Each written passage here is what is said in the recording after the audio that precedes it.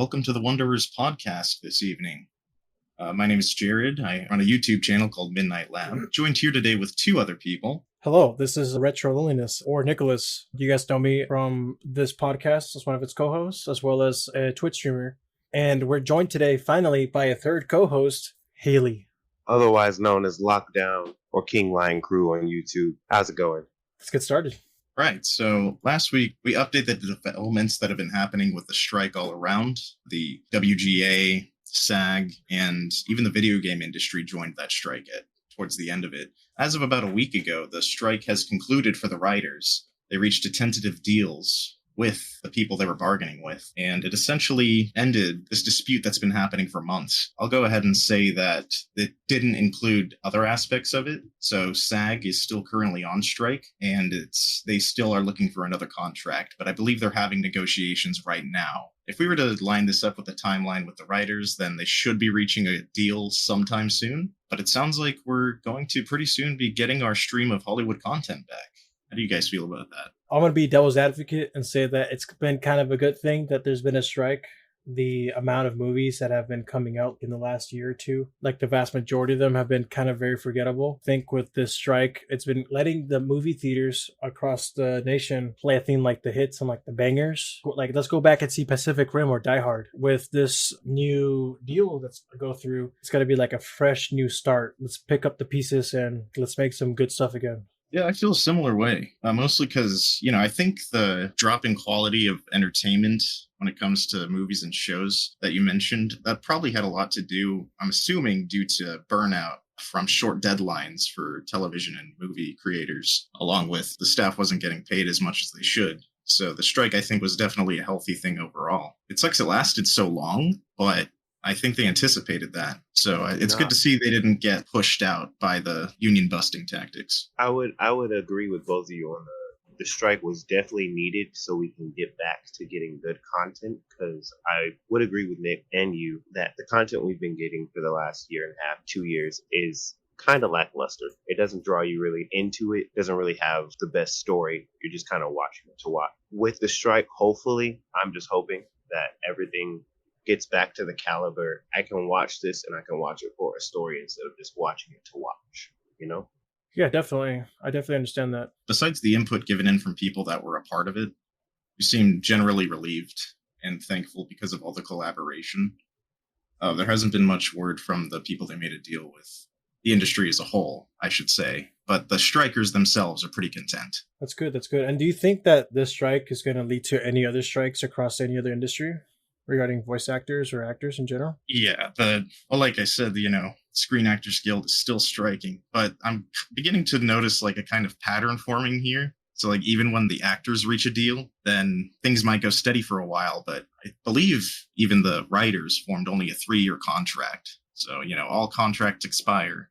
All good deals must come to an end, apparently. And I think, honestly, in the current economy of the country we live in, strikes seem like they're going to happen to this degree now, like within every 5 to 10 years. I only say that because there have been strikes outside of this in a lot of other industries. I know like there's the big UPS one. Essentially, a lot of service workers are going in strike as well. Seems to be a greater sense of understanding that on how you can form unions and such. So I think there's been more pushback against companies than there has been like throughout history because it's documented so well now.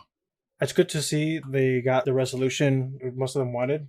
Moving on from the strike onto things that are lighter to talk about, there's the Starfield release that, that hit the markets, and it's been all the buzz recently. Have you guys played or heard of Starfield? I have heard of Starfield. I actually downloaded it, but was disappointed because my computer couldn't run it.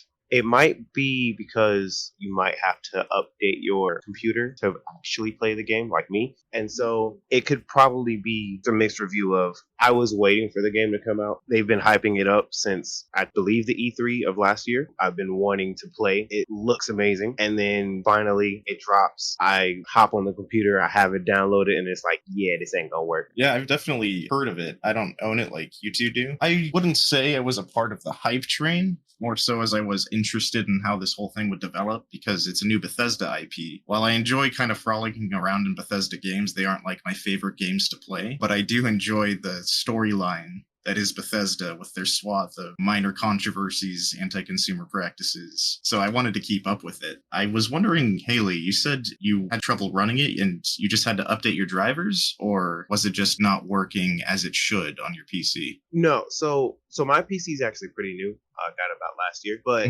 my graphics card wasn't good enough for the game, so it wouldn't even let me run it. It would basically get to the title screen, and then it'd be like, "Yeah, your graphics card won't work," and then it would shut down. Yeah, I just from looking through the Steam reviews, yeah, you're not the only one that seems to have been experiencing technical problems.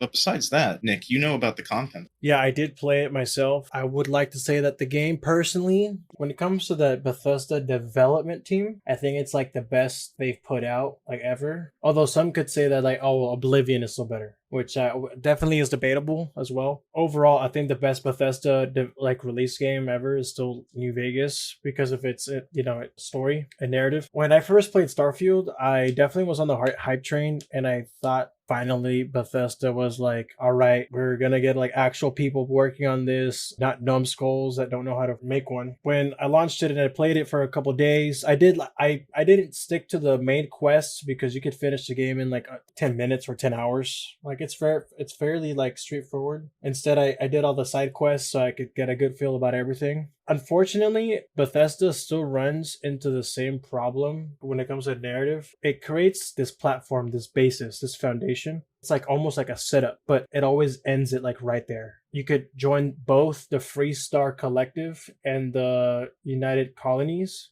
which I think is like a shame. Like I always compare it to New Vegas since I feel like it's the golden standard that they've ever like released, published. In New Vegas, you would join the Caesar's Legion, and you wouldn't be able to join the NCR. Or if you wanted to join the NCR, you'd have to do enough things for the NCR early on to switch. So that way the faction sees you in both factions in Starfield, the UC and the Freestar. You could just join them both willy-nilly and there's no consequences. There's not a lot of sacrifice you have to do when it comes to the choices you make, at least the major ones. Unfortunately, I didn't finish the game yet, and I haven't been inclined to finish the game yet either, simply because I kind of got burned out from it. It just felt like the same thing. Like I would do a mission, I'd kill people, I'd loot all their bodies and sell all their weapons. Once again, I have to lean on modders. A friend of mine, a previous host named Justin, didn't even finish the game, and halfway through he was already modding it, even just for tweaks and improvements or whatnot. Oh, quality of life improvements. Yeah, quality of life improvements. He did that like without even finishing the game yet, vanilla. I think that to me that's like a problem, because leave a game, at least philosophically speaking, or out of principle, or whatever you choose. I feel like if a game to be genuinely good game, like a genuinely good game, you'd be willing to play it and enjoy it vanilla and not finish it and go, all right, I'm going to put mods in it immediately. And then the game gets this way better, more replayable. It definitely adds more replayability to the game because you could add so much player content to it. But I think it just shows how limited Bethesda as a company or as a development team are. Because often it takes the people who play these games to make them feel complete. Such as the case with like Fallout 4, which the game still is super buggy to this day. And if you go on Nexus Mods, you'd have to download the unofficial patch, which fixes a ton of the bugs, often sometimes even game breaking. A lot of people would like to give this game, because of the hype and since it's a new IP, a break, or even go up to say it's game of the year. But as previously mentioned on the Wonders podcast, I'm still inclined to believe that Baldur's Gate 3 deserves it more than Starfield. Do you believe that the story writing for the game is lacking to where it doesn't make you want to finish the game? I would say so. It definitely, again, it just feels like the setup, the inkling of something could be amazing, but it often just plateaus to a point where things are expected to go exactly as you feel like they are for the sake of the plot. There isn't any sacrifice. What makes narrative so good? Okay, let's talk about a game that actually did win Game of the Year award. The Witcher 3. A lot of the narrative choices you made forced you to forego other ones. You could either turn a Baron's dead kid that died at birth into a botchling, or you could turn it into a ghost. Or you could keep it as a botchling and then have it turn into a ghost. I'll even fluff what you mentioned.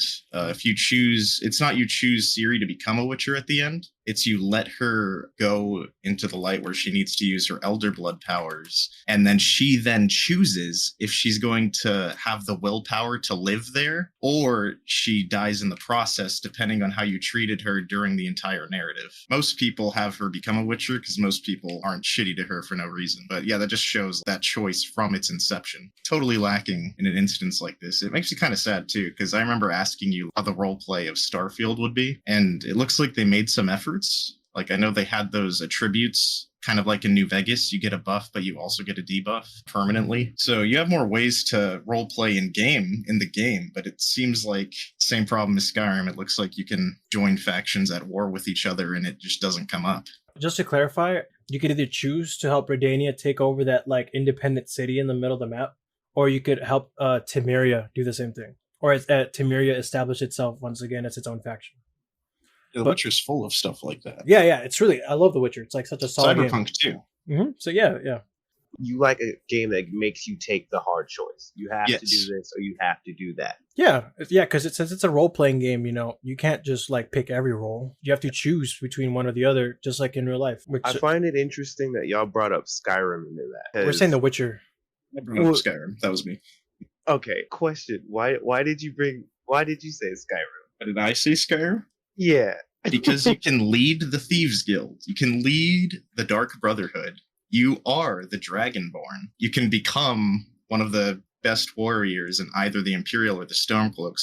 Really, the only choice I can think of that you get cut off from is if you join the Imperials or Stormcloaks. The point is, these high titles you're given are never acknowledged by anyone else in the game, which it just takes me out, because it's how am I leading? First of all, I'm the leader of all these factions and I can't do anything that a leader can do. Yeah, now understanding why you And we haven't even mentioned the original prompt for Starfield. Despite everything we've said, I believe, what is it, their best-selling game of all time? 10 million players in a month. I really wanted to play it. I could expect it being one of the top sellers for Bethesda. Yeah, I got it at launch too. It's a shame. I mean, eventually I'll finish it like how I eventually finished Fallout 4. Yeah, it doesn't look bad. It looks better than Fallout 4 to me. Yeah, it definitely is better than Fallout 4, but it's not... I don't know if that's a really high margin. I liked the guns in Fallout 4, so I imagine they're slightly better. That's true. That's true. So if only that can carry me just through the game. Oh, I guess that's what the thing about Fallout 4 was, given the benefit of the doubt for. The mechanics were vastly improved over New Vegas, given New Vegas is older and also more clunkier, which makes sense. Do you feel that the content is enough to keep you interested in it enough to play the game, though? Good question. Do I think the content is enough? Because I don't think so, because the content is always a one and done type deal. The missions are, you often have to travel back and forth between similar planets just so you could do the same thing over and over and over again. You have to talk to a person and then they confirm something that was kind of obvious, and then you have to go and travel back. So it's just been again, vanilla. So the Skyrim pretty repetitive.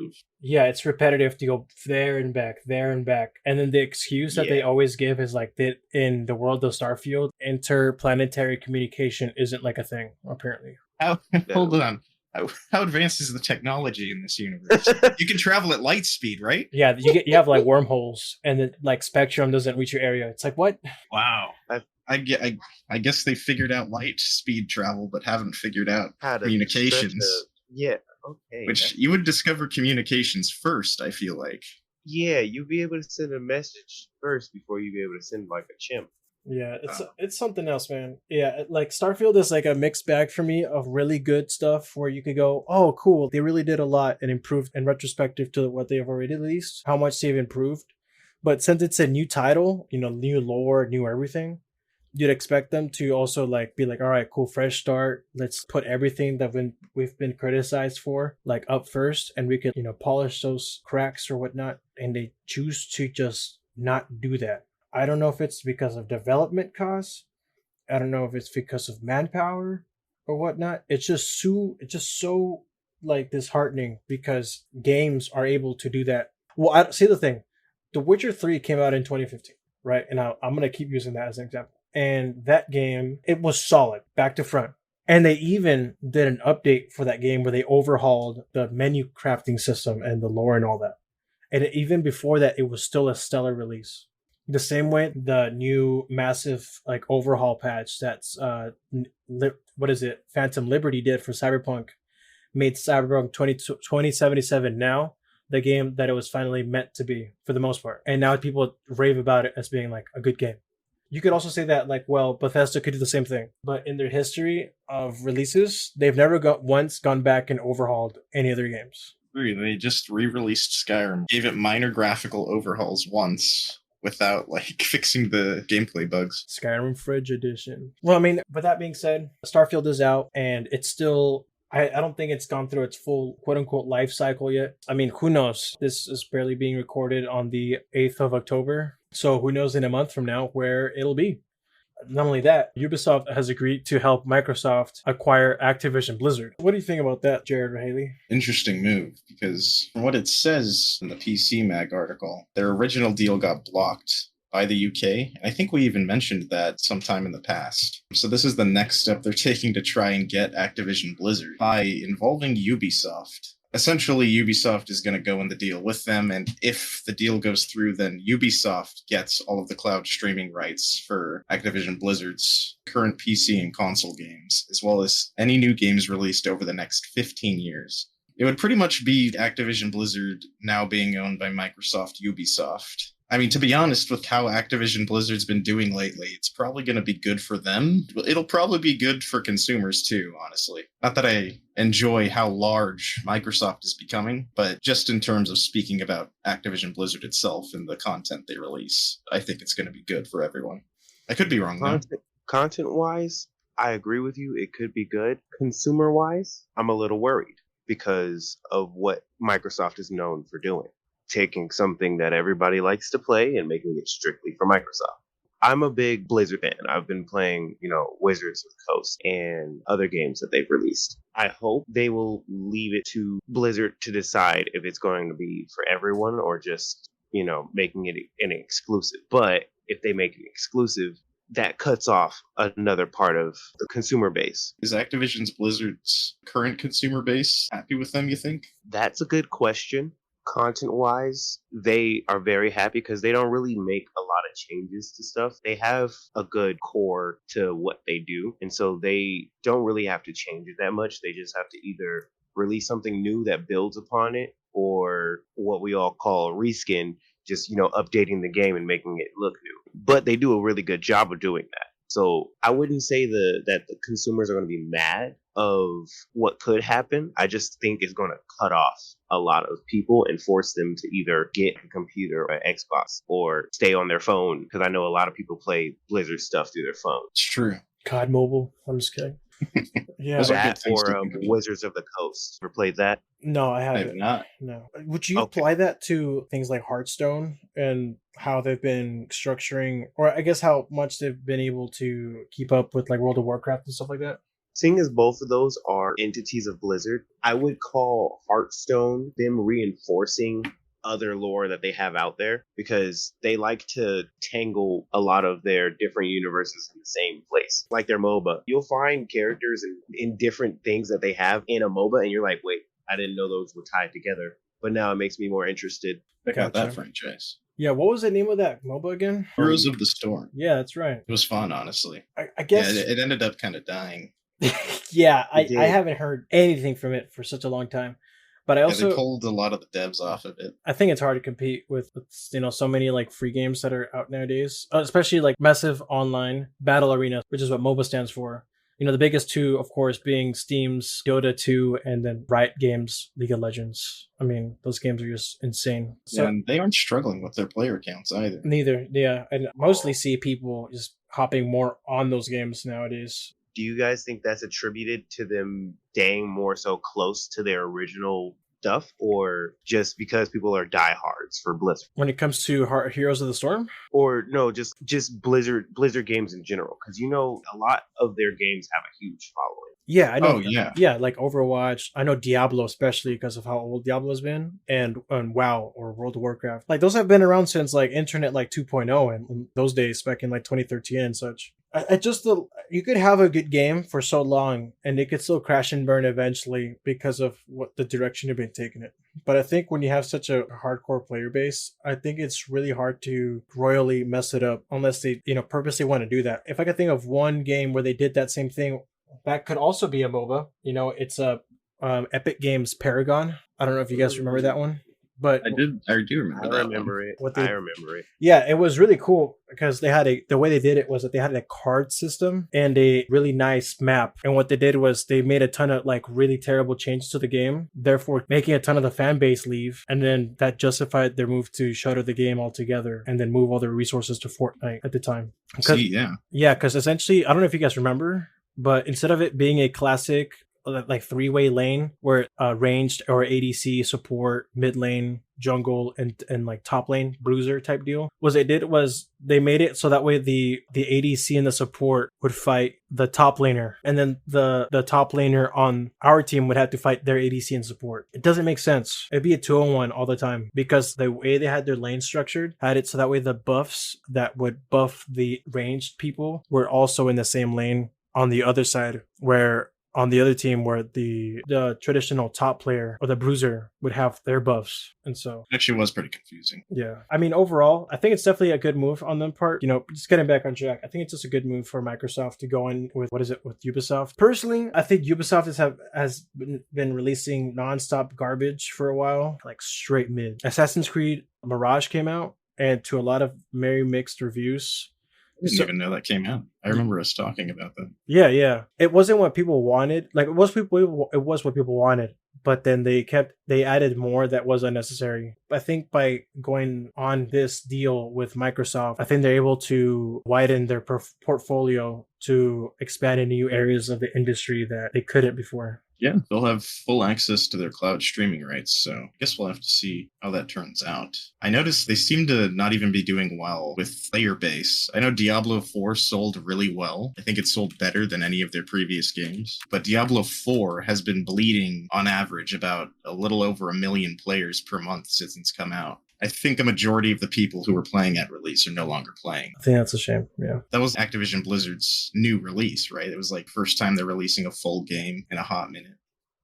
And initial reception good, afterwards not so much. So I'm just saying it seems like they could use the help from a company standpoint. Finishing off of that point, we're going to move further down the game industry, and we were just talking about Epic, so we can go into a little bit more about them. Recently, Epic Games decided to lay off 830 employees, at the same time increasing the cost of V-Bucks, the virtual currency in Fortnite, their most popular game. Yeah, according to IGN, they're saying that, they're laying 16% of their workforce, and separately Epic is quote-unquote divesting is music service platform Bandcamp will spin off most of its super awesome kid safety technology company as well. See, I interpret that as them kind of bleeding money. Okay. At the same time, we have about a month ago launching a new first run program. So they essentially said now game developers that agree to have their games be exclusive to Epic for 6 months now get to keep 100% of their revenue, compared to the previous 88%, which was already better than Steam, but you're tied down to the Epic store for a while. I'm assuming Epic is giving more money to these developers than they would make from just launching their game. And I'm wondering if that is an effective strategy now, since they seem to be struggling. What do you guys think? I definitely believe it's the good, the bad, and the ugly, almost.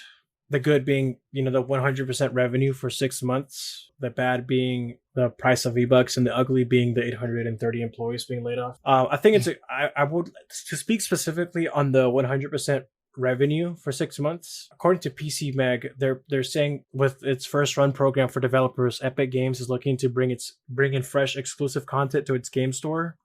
And then the question that they asked in PC Mag was, can the move lure gamers away from Steam? Steam being, of course, it's the biggest official online market for games, like storefront, and Epic Games being second place, with it being, of course, it's a direct competitor. I've seen on the internet and among friends how Epic Games is kind of like, I don't want to say like the ugly sister of the storefronts. Like you wouldn't want to like hang out or interact with Epic Games unless you had to. And even with the fact that they give away free games, people often, including myself, just go in Epic Games, save the games into their library, and then they move on with their life, logging into Steam. So I wonder how, when it comes to the longevity of things, how are games going to truly be successful with it being only on Epic? I've seen some games get a second life when they come to Steam, but more so popular ones that everyone already knew about. So there's definitely an audience for larger hyped games that are ready to pick up a game as soon as it finishes its Epic contract. And there's like a meme that happens in Steam reviews. They're like,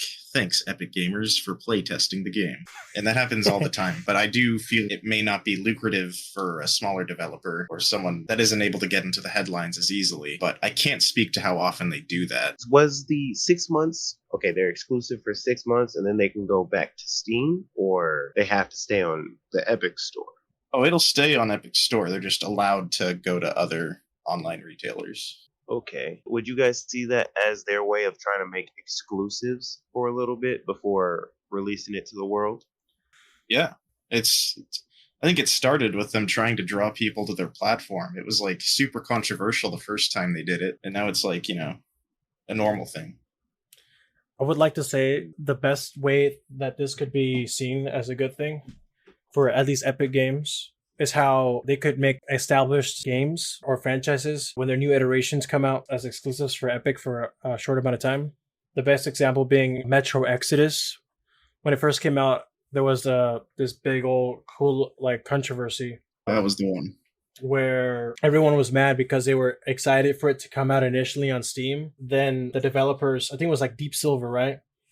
That's the Deep Silver then signed a contract with Epic, and then they pulled the game out of Steam and it canceled everyone's pre-orders on that game because it was such a big game finalizing RTM's story from Metro Last Light. Everyone was really excited about it. It's true. It was the third in a trilogy. Yeah, you had to get it first on Epic Games upon release. So people were just mad about that. I guess maybe some people were, because they're such big fans of the series, like they were compelled enough to buy it. But even for me, who now in hindsight has played all the Metro games and owns them, I don't know if I was just natively a PC gamer, if I would buy them, if I would go out of my way to buy it on the Epic Game Store. I think the Epic Game Store lacks a lot of the things that Steam has that make it Steam, especially like the communal sense of the store. There's workshops, there's community stuff, there's achievements, there's markets. For example, CS:GO, right? They still have a market for skins that you could sell to other players. So there's a player economy, and the same thing still applies to Team Fortress 2. Epic Games is just legitimately the PlayStation Store almost, where it's just like buy game, send friend request. That's it. Yeah, I don't play Fortnite consistently. Is the V-Bucks increase significant? Looking at the chart they posted, United States, 1,000 V-Bucks is now $9, 2,800 is now 23. I'm assuming 2,800 before was just a flat 20. Yeah. So yeah, it looks like it's gone up by $3 for the United States across the board. I think It's not the as second one egregious. actually went up by 5 because I believe that was $17 originally. Because I play Fortnite a lot, and so what? Usually when I was on there, the 1,000 was $7.99. The one above it was $17.99, and then it went to $22.99. Oh wow, okay. I see. Okay, so we're at 1,000 for 9, 2,800 for 23, and then 5,000 for 37. And their most expensive one is now 90. Yeah, I'm just looking at it right now. Yeah, according to Exerto, they posted all the prices and stuff. Personally, I'm not really too affected by this because I'm part of a friend group that actively plays Fortnite at least more than 10 times a month. I have the Fortnite subscription where you get 1,000 V-Bucks a month. So that I get I didn't know they had that. Yeah, it's cool. You get a free skin, and if the new season is starting, you get a free battle, quote unquote, free battle pass. Okay, so it's like a subscription to the Battle Pass and a few goodies. Yeah, exactly. It's really cool. And then now they're introducing things where if you stay in the Fortnite subscription for a couple months, you get in the first month you get this skin, and in the second month you get a skin for the skin, and so on. Or you get a pickaxe and then a glider, and then you actually get the skin. So as a person that's 23 and doesn't play as much video games as he did back when he was 16, or 17 or 14 or whatnot. I don't see this as a big deal for me personally, because it not only would it make sway me from buying more V-Bucks, which personally, they're just skins, right? In my lifetime, I've spent, I think, enough on Fortnite to, if I were to refund all of my skins, I'd probably get like $1,000 in return. It might be a big deal though for people who are children or are parents, because maybe low income households, Fortnite is a free game. Yeah, it is free to play. These are all cosmetic. Exactly. You know how popularity contests are in high school. Like, everyone wants to get the new thing. If you need that swag to fit in with your homies, you might think that going from $8 to like $9 is a bit too much for you. Especially if you're a parent like that's trying to keep your kids happy. That's true. And I see the literal numbers now. It's not super egregious. It's the smallest one increased by $1, $20 one increased by $3. And then the 5K V-Bucks increased 32 to 37. That's $5. And then the most expensive one increased by $10. So you're really only feeling the hit initially if you're buying in bulk. But yeah, I think they made it so it's not too insane for people that were just buying 1,000 or 2,800, which I think is probably the majority of purchases. I think the real shame though is I thought that the $20 deal was actually solid. If I did want to drop money on the game, like how I occasionally do nowadays, I could just throw a flat 20 and then I'd be happy. So yeah, 23 is kind of an awkward number. I agree. What about you, Haley? How do you feel about the prices or the layoffs or the developer stuff? Towards the layoff, I feel it kind of sucks towards people that are getting laid off, because no one likes to lose their job. And no one likes getting fired, but imagining that they had to let all these people go at the same time, it definitely is an eye opener towards game companies and how they treat their workers. But towards the price increase, it kind of makes me conflicted, because it's like you're letting go of people, but you're also raising prices on things. Yeah, I agree. It's not too egregious, $1 increase, $3 increase from the most popular choices. But, add that to millions of concurrent players, and they get a nice chunk of change from that. Yeah. So they're about to be making more money. But if they don't, then maybe worse stuff might start happening. You could also extrapolate from that regarding the developer program, about the 6-month 100% kind of deal that's going on or whatever. The 100% revenue. So if games start releasing on the Epic Game Store, and what 100% of that revenue doesn't go to Epic Games at all, I think increasing the price of V-Bucks, because Fortnite obviously is Epic Games like cash cow, like like gift the games like giving.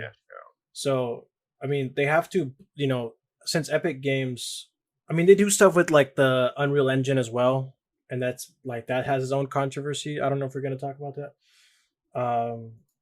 But I mean, of course, I would like to say as well, like a list of things like the economy currently isn't as great as we mentioned. So I think I don't know. Overall, could just be inflation. Yeah, it's just a mixed bag of things. I don't know how to rationalize why they're laying off like that much employees. Yeah, 16% of a company sounds like a lot of people to be laid off in one go. 16%. That is definitely significant. Yeah. I wonder if the current devs are going to face harder time now that there's 16% less of them. That was what my question was going to pertain to. Do y'all think that it's going to kind of put them back on the production of stuff, seeing as they have now cut off 16% of their workforce? I'm not too sure, right? Because it's mostly Fortnite, right? Yeah, and then probably managing, the Unreal Engine. Actually, that's probably a huge part of it, since a lot of other games use the Unreal Engine. Yeah. So maybe, but I don't think we'll see it through gameplay. We might have to see it through other facets, because they aren't making any games, right?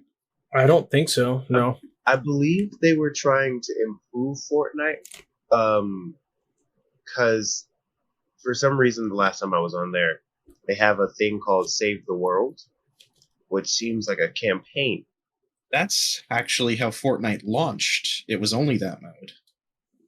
Okay. And they added Battle Royale, which is when everyone started playing, and they made it free to play. And see, So I you're don't. saying that's returned? Yeah, it apparently it's returned, and I asked a lot of some of my friends, and nobody remembers it as that being the original or the original game. They remember the battle royale as the original. Yeah, Fortnite started off as that. Must have been like some kind of horde shooter or something. Yeah, The so base building. I remember it. Yeah, it's and to this day, they still release like V-Buck packs that you could buy, where you could earn those by playing Save the World, which accompanied by a new skin. Yeah, Save the World is very lackluster.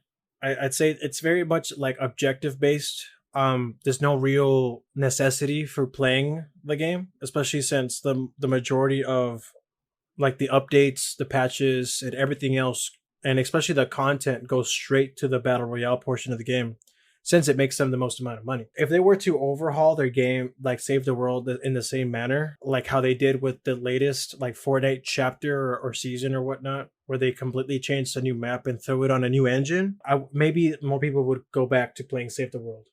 Maybe so. So yeah, I guess to put a pin in it, you might see changes to how quickly and the quality at which they release Fortnite content updates.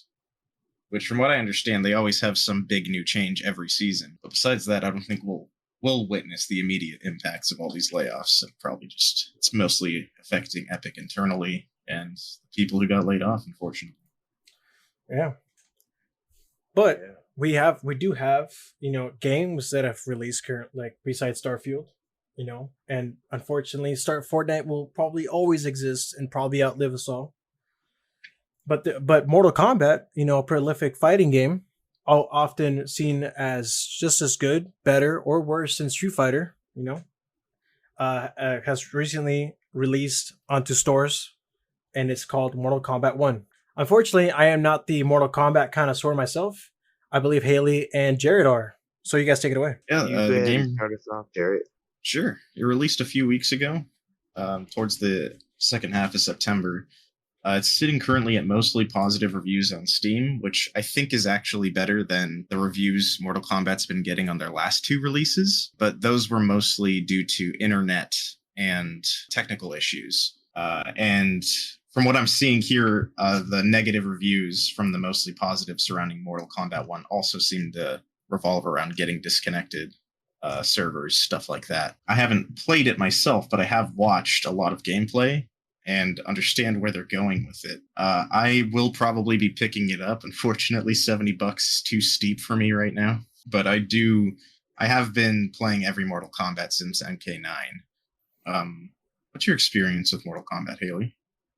All right. So I have a real good, healthy relationship with Mortal Kombat.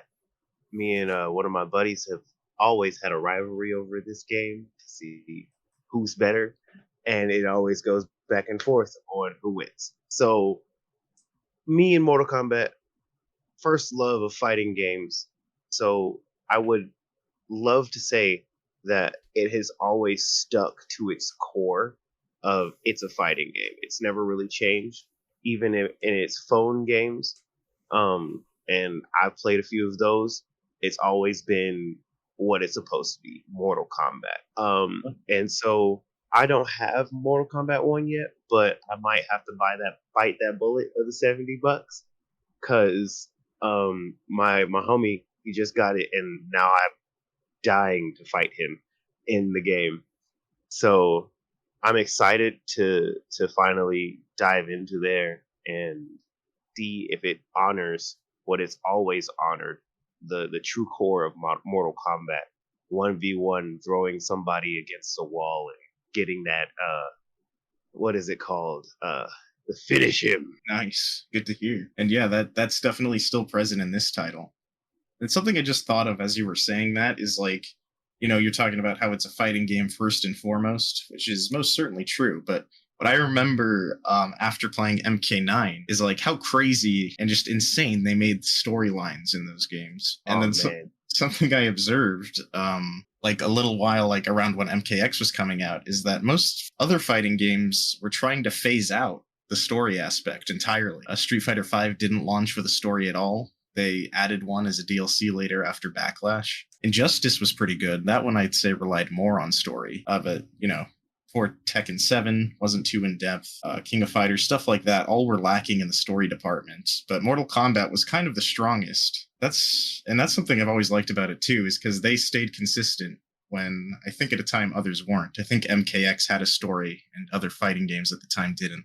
The story itself, for anyone that doesn't know, at the end of MK11, essentially the universe gets reset with Liu Kang as sort of the god creator of what will be happening next. Yeah. So that's the reason it's titled Mortal Kombat 1, since it's technically the first in this new universe they've started. For it being a new universe, I'm excited to see the changes that they can do, because they don't necessarily have to change the story, but it also allows them a new way of rehashing things. Something that happened in the past could happen differently. That could result in something else. It's kind of like the multiverse theorem in a kind of sense, because it's like it was a reset, and so with that reset, new things can happen, new stories can form, new alliances could take place. Absolutely. And you kind of keep the consistency that the characters had the first time, but just in this new setting and environment. Yeah. Going back on your keeping to the story and how the story was like the driving point of the game, I feel like Mortal Kombat has always had great writers, to the point to where they're like highly stressing that the story is what you should be paying attention to.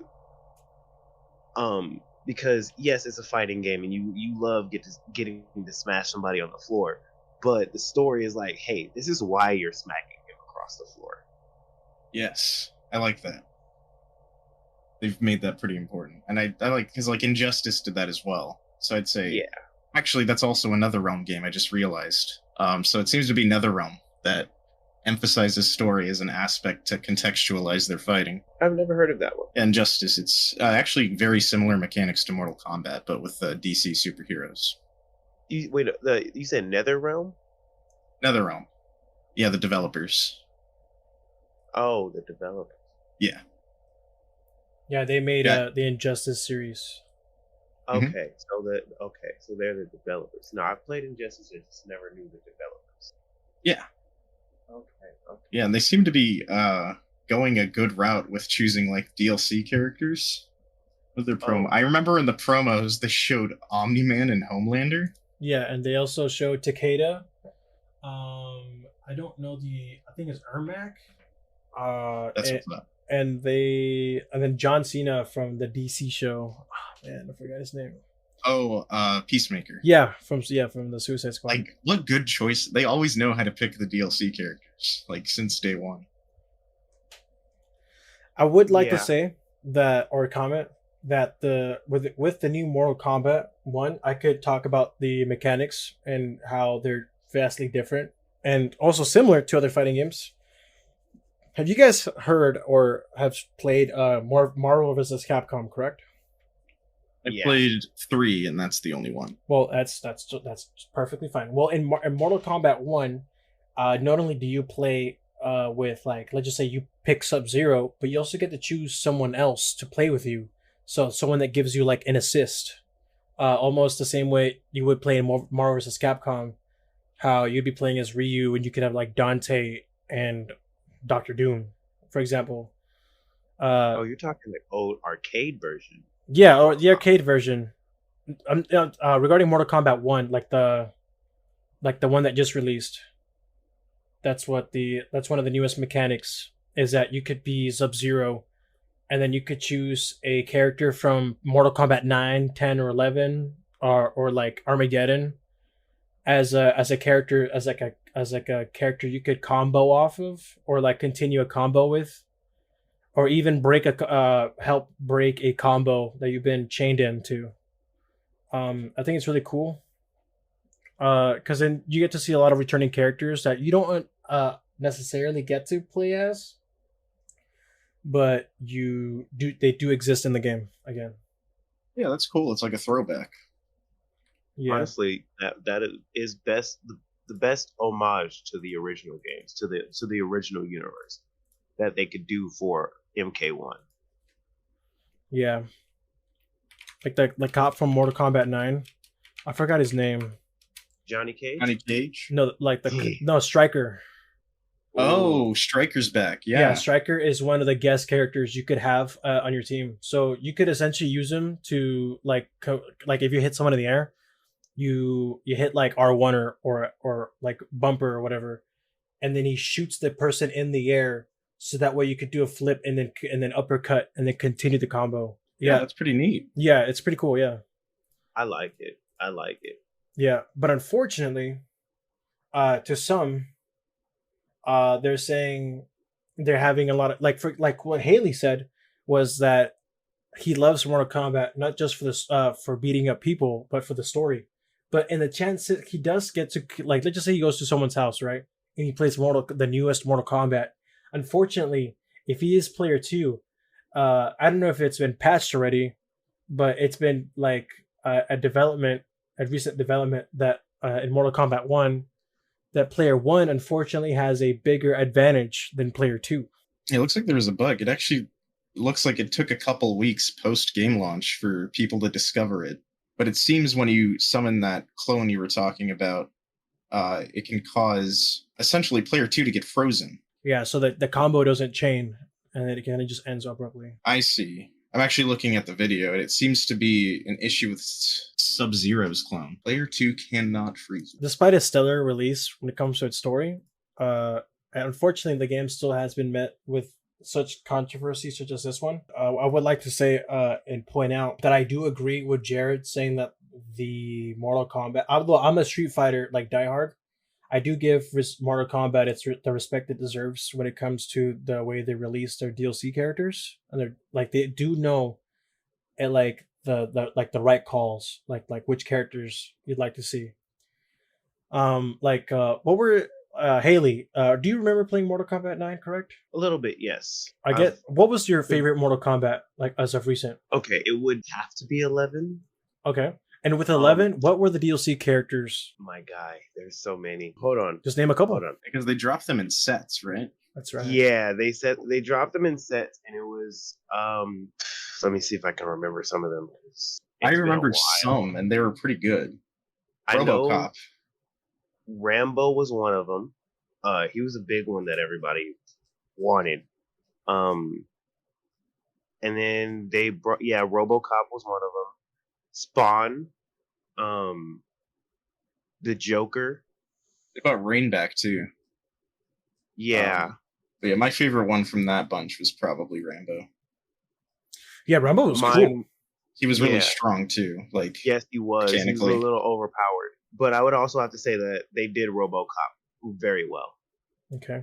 And then Jared, what were the characters in like Mortal Kombat 10 or 9? 10 I don't remember DLC much from. I remember really liking the story. 9 I remember playing a lot of Freddy Krueger, which actually just reminds me, MKX, they had Jason Voorhees, which I also liked playing. Yeah, but I really liked playing Freddy Krueger. Yeah. I remember 10 if you need some of those. Yeah, that sure. Was another one. Yeah, those are some examples. Y'all remember Alien versus Predator? Oh, yes. I can't believe I forgot that. I played the shit out of Alien. They had both the Alien and the Predator. I love playing Predator, so if I encountered you online, I'm sorry. They had Goro. That's true, because he was a character in MK9, but you couldn't play him. Yeah. Or 10. And then Tremor. He cool. Wasn't that cool to me. I thought he was cool. I just thought he was a pretty weak fighter. Yes.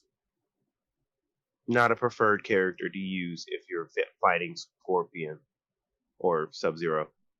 Yeah, not the most mobile. Yeah. Yeah, Mortal Kombat 1. I'll definitely be picking it up. Not for $70 though. And so like with like such an extensive DLC roster, is there any characters that haven't been included that you'd like to see? Maybe some joke characters or serious ones? I like when they do the monster kind of thing, like a horror movie character. I like when they do that, so I look forward to that. But I already like that they chose Omni-Man and Homelander, because that's like the kind of thought that floated around everyone's head, because they're both like Superman characters on Amazon Prime, which is like, I guess I'm not happy they're coming from Amazon Prime, but I am happy to see those characters.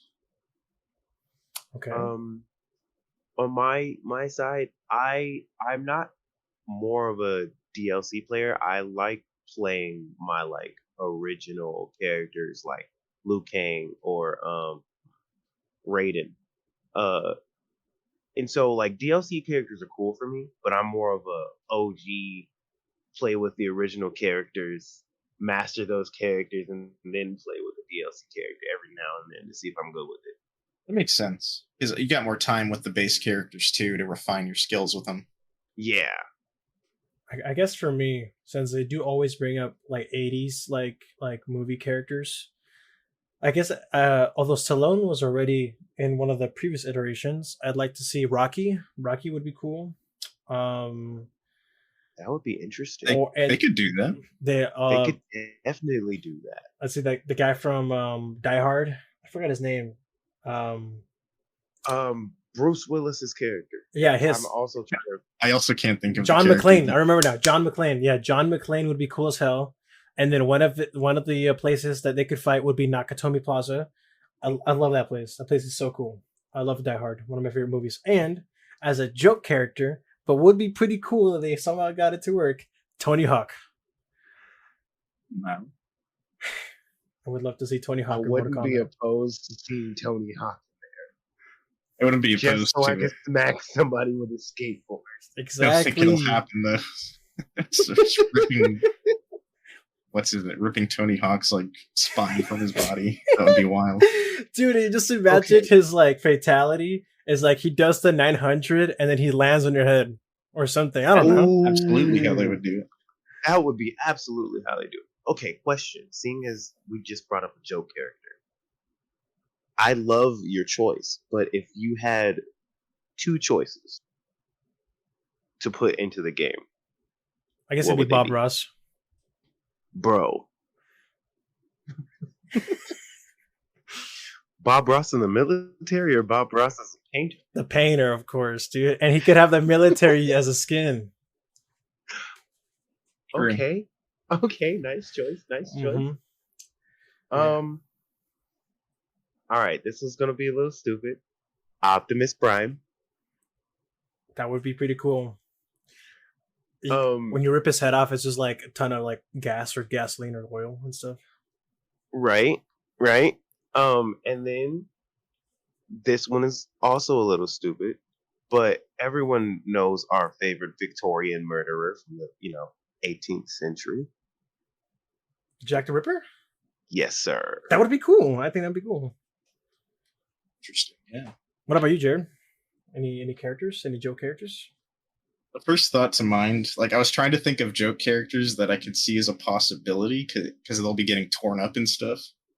I was thinking Deadpool would have interesting to say to the other characters, but there's already a Marvel fighting franchise, so that's not going to happen. But I like the idea of some quippy guy walking into the Mortal Kombat, kind of like Johnny Cage attitude. I would love to see that. Yeah, I think it would fit, and he would, it's canonical for him to tear people up like that. Isn't it also canonical for him to go into other universes? Yes, actually, he just ignores the laws of whatever story you're writing. So it's totally possible. Yeah, I just meant like the property itself. Someone owns it, but yeah, they should do it anyways. We should start a petition. Deadpool in Mortal Kombat. Yeah, it would be pretty cool. And with Mortal Kombat out, one of the biggest things that it was currently missing was the crypt, and it was unfortunately was missing some classic fighters. But it's perhaps like Ermac as well, But I guess through DLC packs they'll start bringing in more characters, maybe some new ones and maybe some older ones. But moving forward, a game that also came out that has unfortunately replaced another game, such as that was the case when we talked about Overwatch. It was Counter-Strike. Counter-Strike Global Offensive, as we all know it, is now forever gone, buried, and now Counter-Strike 2 has taken its place. Yes.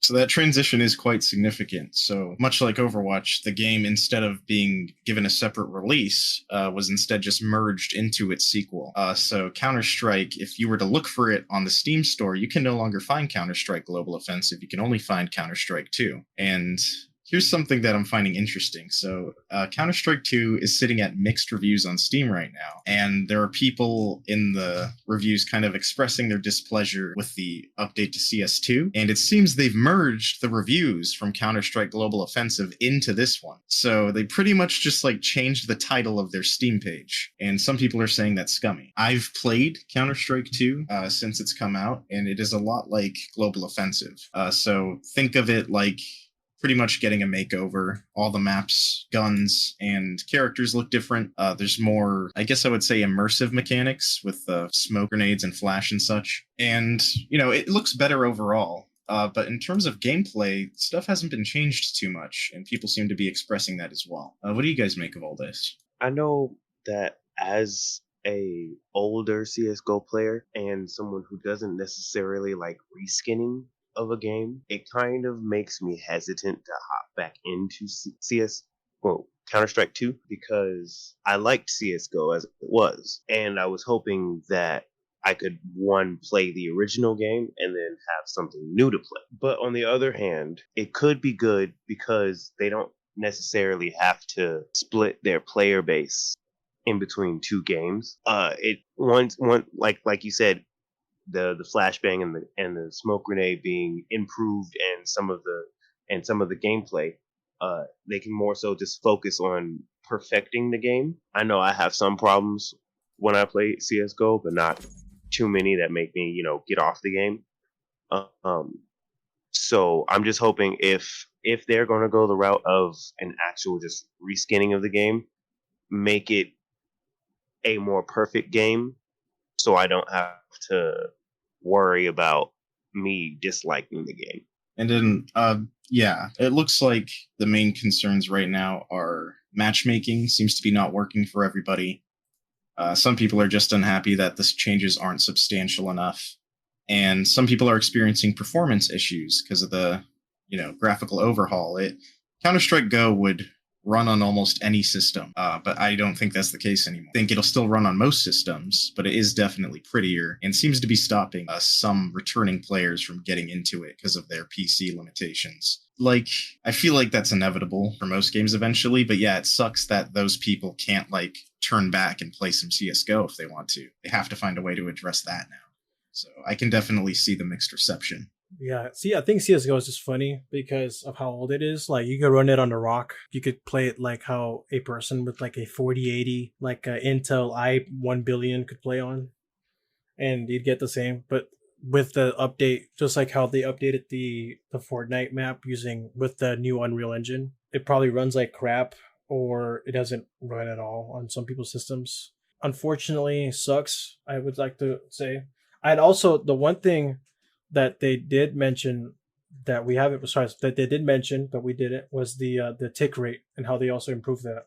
Yes, that should definitely be noticed by players, and that there doesn't seem to be anything bad about that. That's overall a good thing in general. So I'm glad they did that. I just remembered as you were saying that, I actually think that some more minor bugs might have been introduced with the update. Me personally, I experienced my game freezing when I would try and use the in-game voice chat. That heavily affected my ability to communicate with my team, and I kind of just haven't played it much since, because I couldn't find a fix for it no matter what I tried looking for. Yeah, overall, it's not running as good as CSGO, but I'm pretty confident they'll iron stuff out within the coming months. It makes sense they would. And I pretty much anticipate that this will be like CSGO in no time. From what I understood before, CSGO was hitting peak numbers no more than a couple months ago, which is pretty wild for how old the game was. Yeah, it's like Team Fortress 2, right? Yeah. Even, actually, I don't want to say older, because there's Counter-Strike Source. I don't know. The point is it's really old. And yeah, I think change was coming inevitably, and it's arrived, and the player base is just dealing with that, and it's not so bad. but it's not so great either. Well, looking forward to how they changed the game. Oh, they also didn't they also like transfer all the skins over? Yes. Okay, that's cool. I also appreciate the map vote system now for competitive matches. Both teams get to ban 3 maps by voting. You take a turn, you guys vote for what maps you want to ban. The enemy team sees what maps you want to ban, probably take a guess at what map you want, and they try and ban that one. So it's like a little interesting back and forth between the map system that I like. So yeah, I shouldn't say there's like no significant changes. The UI is totally different too. I was gonna say like no more Dust 2, bro. Permaban. Yeah, I haven't played on Dust 2 and Counter-Strike 2 actually. Yeah, Dust 3. I've been playing a lot of Mirage. Well, playing a lot of. That was pretty much one of the only maps that would end up in rotation after the bans. But yeah, I like it because it kind of forces people that rely on Dust 2 to think outside of their comfort zone. So I think it'll be more interesting overall. Gotcha. And moving on from the Counter-Strike, there's also one more thing that was just recently released. All right. So, did you guys happen to hear about what's going on with Xbox Live parties? A bit about it, yeah. Fortunately, I haven't. No, tell me about it. Xbox Live has basically said that they are going to be releasing a feature within the Xbox Live parties, allowing somebody to record up to 60 seconds of party chat. And this could be with somebody saying something derogatory, somebody being, racial, but it could be, you recording somebody without their knowledge, and then sending it to Xbox for them to basically deliberate over, and you wouldn't have any knowledge of it until it comes back to you. How do you guys feel about that?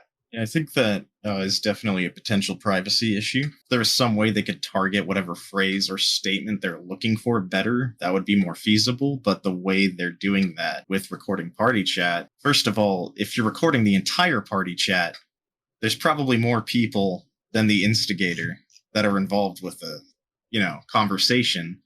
They might be revealing information about themselves that they don't want recorded that had nothing to do with the situation, which is now getting sent to Microsoft, which, could be good, could help toxicity, but, now we have no idea what Microsoft is going to do with the discarded information. You're doing it on their service, on their platform, so they pretty much own that recording, right? Yeah. With that, do you think that there could be like people suing them because it's a breaching privacy, or kind of taking their voice without their knowledge? Maybe people would try and do that, but I would assume they'll update their terms of service so that you're opting into that when you make a Microsoft or Xbox account, that no one's going to read, which is like, can't fault them. It's like 30 pages. But yeah, I feel like they'll probably integrate something that'll protect them from legal action. Okay. And then last question on that. How do you guys feel about, because we all know that people online love to bait people into being angry and saying things that they necessarily shouldn't. So what do you think of somebody baiting somebody into a situation like that, and it resulting in that person who necessarily didn't even want to go along the route of saying something that could get them banned, being banned, or shut down for a week because they said something? I think that'll definitely happen. I mean, whatever rule exists in an online space, there's going to be a troll that breaks it. So I think that's not an if, but when. And like it's been a long time. I haven't used Party, the Xbox Live since the 360 era. But from even in that time, which was like a decade ago at this point, it was super easy to just hop in a party with a rando in your match. You just, open the menu, go to their name, you can immediately invite them to a party. Assuming that's still a thing, it might even be easier now. It might be pretty easy to bait, for a troll to bait a stranger. So yeah, I think that'll definitely be happening. Was it like that whole Xbox toxicity or whatnot part of what it made it the Xbox, like the community? Because I'm a PlayStation player. I didn't really play Xbox. I don't know. Yeah, and yeah, PS5, it's like harder to get people into your party just in an online match. But yeah, you could just slide right in there in Xbox. And in the 360 era, a lot of people had those keyboards you plug into your controller just so they could talk shit faster or say bad things faster. Last question. Do you guys think that there could be legal repercussions towards these baiters or trolls that decide to try to bait people into doing this? I feel like the only people that will get in trouble are those that actually say those things. Like if like I understand how like one could lose their cool and say these things and think it wasn't intentional.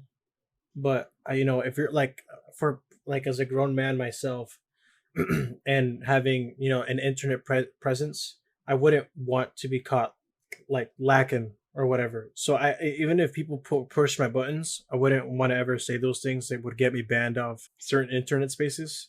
I think very much it would still be at the person who broke the actual rules. It'd be like their fault because although they're although yes they got you to say those things, there's still many things available for those for people to evade those kinds of moments. I mean, you could like mute a person, block a person, and report the person. And if you block a person while you're playing a match, you could just leave unless it's like ranked.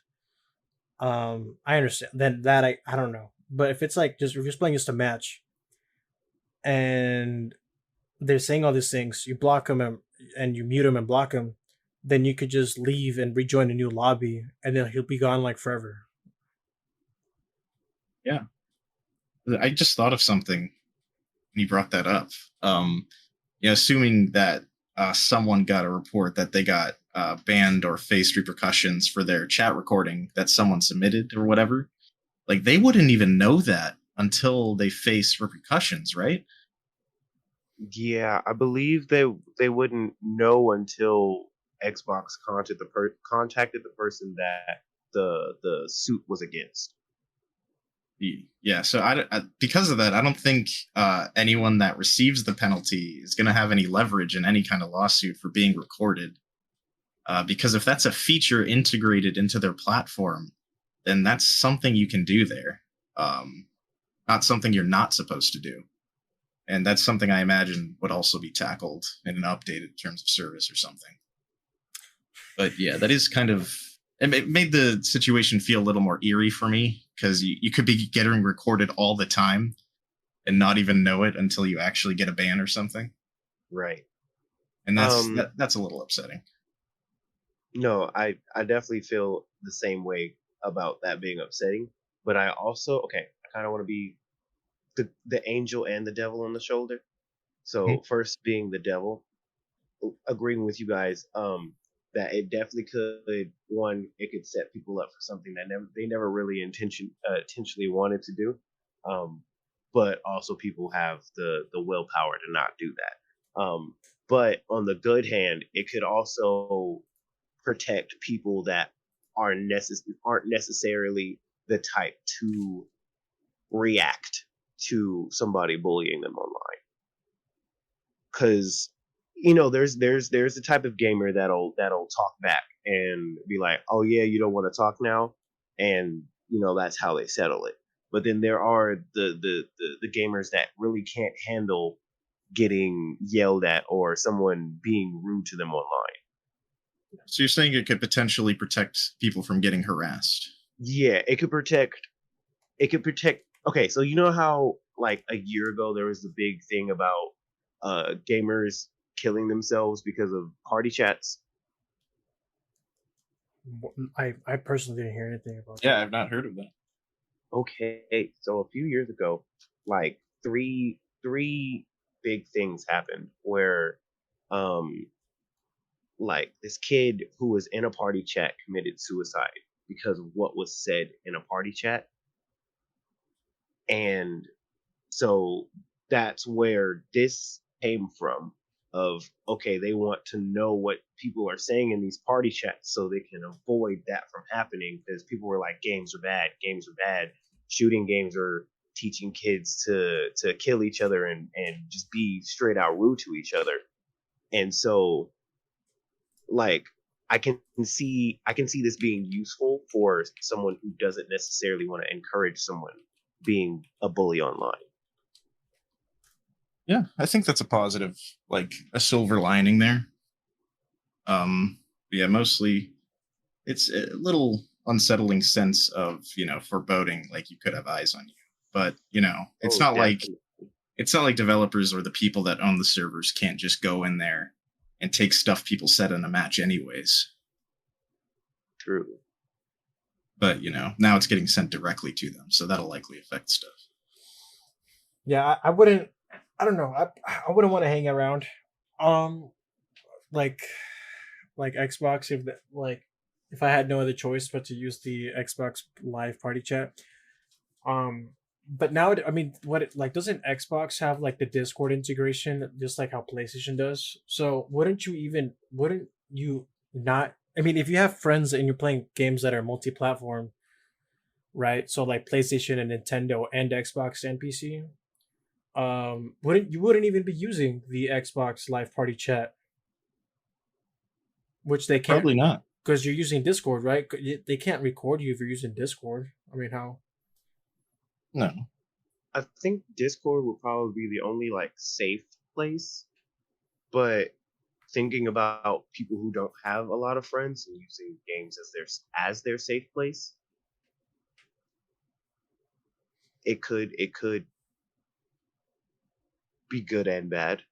I feel that. The good part, like I'm thinking of people online that some people will get so heated that they'll track you down, like in whatever game you're playing, and like try and add you as a friend just to talk smack to you. So I know there's some people that get so angry they'll follow people into spaces outside of an online match. So yeah, if someone's like spamming you with party invites to say stuff to you, things like that, then I think that would be a benefit in using it. Alrighty. With that being said, let's just see. Jared did the intro. All right, so I'll do the conclusion. All right, so this has been the Wonders podcast. We talked about a bunch of things today. Some good, some bad, some ugly. You guys know me as retro_loneliness. You guys could find me on the links below. Just like Twitch, my Instagram, and you could also just follow the podcast itself on Spotify and any other platform. Jared or Haley? It was good talking here today. Once again, I'm Jared. You can find a link to my YouTube channel, Midnight Lab, and some of my audiobook stuff. And I'm Haley, or otherwise known as Lockdown, or King Lion on YouTube. Pretty sure that they have the link. Yeah. So, thank you guys so much, and we'll catch you guys later.